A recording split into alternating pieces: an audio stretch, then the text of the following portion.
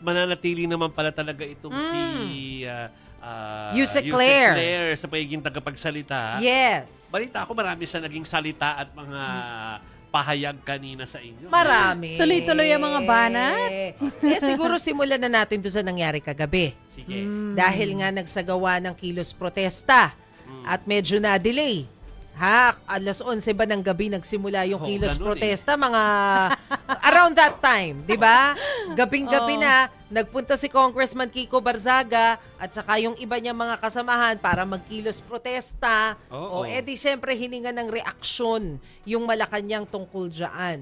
In general naman yung naging reaction. Ayaw nang patulan pa yung specific personality. So, ang sinabi lang naman ni Yusek Claire, basta wala namang nilalabag na batas yung mga protesta, okay lang yan, magprotesta lang kayo dyan. Pero ibang usapan kapag may violation. Ito po yung sinabi ni Yusek Claire Castro. Tangi lamang pong hiling ng Pangulo ay kung kayo magpoprotesta, dapat naaayon sa batas. Kung hindi po ito naaayon sa batas at kayo pa'y lumalabag na, dapat po siguro kayong kasuhan. Ang Pangulo ay abala sa pagtatrabaho.